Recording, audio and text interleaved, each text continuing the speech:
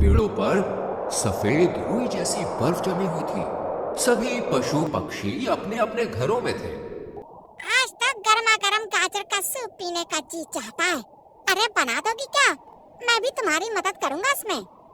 बना तो मैं दूं, लेकिन घर में तो गाजर है ही नहीं। तुम पहले जाओ और गाजर ले आओ, तब तक मैं बाकी तैयारी कर लेती हूँ। और हाँ, गरम कपड़े अच्छे से पहन कर जाना, बाहर बहुत ज्यादा सर्दी है। ठीक है, आता हूँ मैं। चिंटू अपने घर से निकला। सामने ही चिंकी गिलहरी का घर था, जो अपनी पूंछ से कान ढककर शॉल ओढ़कर आग के सामने बैठी थी। अरे चिंकी, तुमने तो पूंछ को भी काम पर लगा रखा है।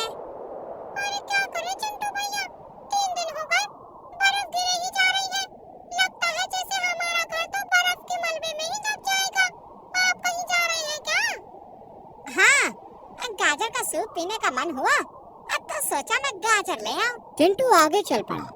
गाजर लेकर लौटते हुए उसने देखा कि जंगल में चारों तरफ सन्नाटा पसरा हुआ है।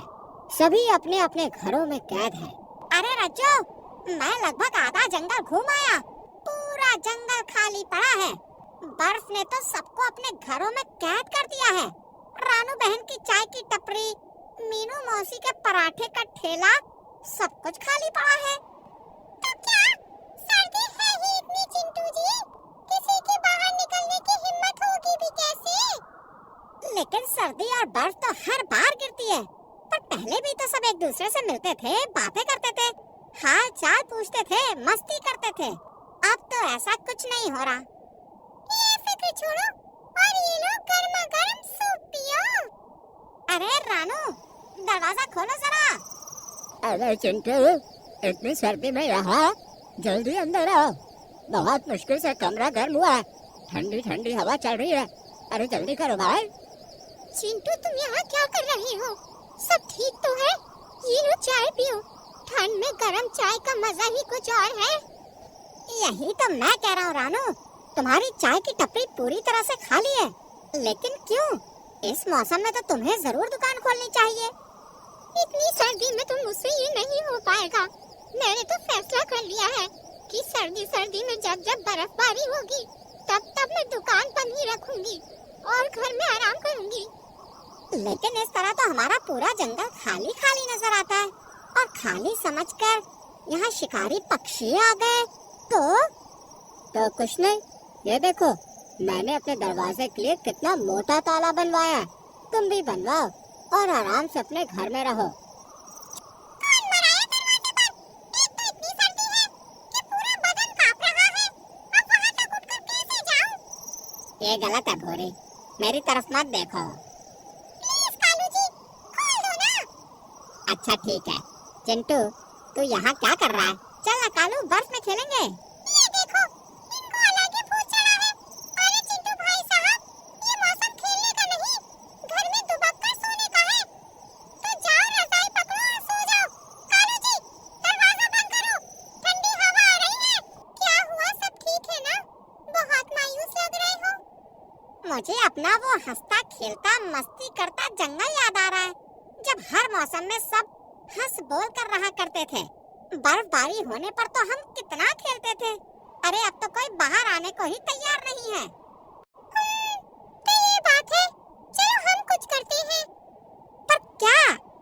देखो, जब भी कोई त्योहार होता है तो सभी एकजुट हो जाते हैं, फिर चाहे सर्दी हो या गर्मी। और हमारे जंगल में अभी जो हालात है, उसके लिए हमें कोई नया ही त्योहार मनाना चाहिए, जहाँ सभी खींचे चले आए। जैसे कि बर्फ उत्सव। इस बर्फ ने सबको कैद किया है, तो अब यही बर्फ उन्हें बाहर निकालने का सहारा भी बनेगी। बिल्कुल सही, तो चलो फिर तैयारी शुरू करते हैं। चिंकी, अरे जरा बाहर तो आओ, देखो यहाँ बर्फ पे कितना मजा आ रहा है। पर तुम दोनों कर क्या रहे हो? बताओ तो सही। रज्जू से पूरी बात बताती है।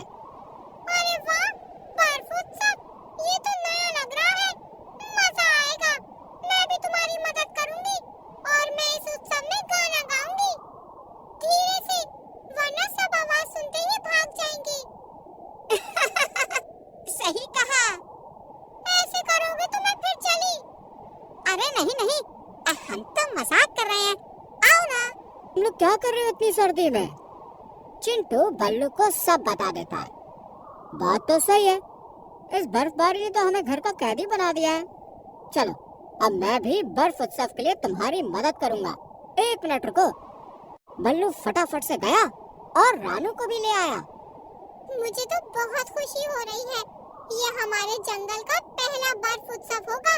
मैं तो इस उत्सव में अपने हाथ की खास चाय बनाकर पिलाऊंगी। हाँ रानू, पर पहले इग्लू तो बना ले। इस तरह 3 से होते हैं 5 और उत्सव की तैयारी जोरों शोरों से चल पड़ती है। इतने में मीनू मौसी, कालू, भूरी और अन्य पशु पक्षी भी पहुंच जाते हैं। जल्द ही एक बड़ा सा इग्लू बनता है और उसपे छोटी छोटी दुकानें। मीनू के हाथ के गरम गरम पराठों से बर्फ उत्सव को बनाइए और भी खास।